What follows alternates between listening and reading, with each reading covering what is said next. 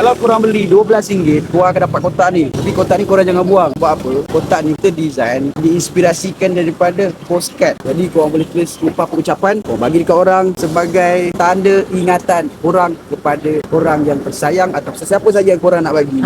Ya, kalau korang beli dengan package yang tertentu, yang combo ke, yang majlis ke, dia akan datang dengan kotak ni. Dan kotak ni pula korang janganlah buang. Sebabnya kotak ni boleh buat postcard, kita boleh hantar. Benda ni, amalan ni dah makin pupus dah. Macam kuih warisan yang saya buat ni pun semakin pupus, yang saya sedang perjuangkan memperkenalkan pada generasi muda, menghantar tanda ingatan seperti sekeping kad ni pun hampir pupus dah ni. Jadi kami gabungkan sekali warisan-warisan kita yang dulu, beli kuih warisan dapat kad macam ni, juga warisan kita, amalan kita yang dulu-dulu, letak stamp saja boleh hantar kepada orang yang kita sayang ataupun yang lama kita dah tak jumpa, menghidupkan kembali lah kita punya tradisi amalan kita yang dulu-dulu. Gaduh gabu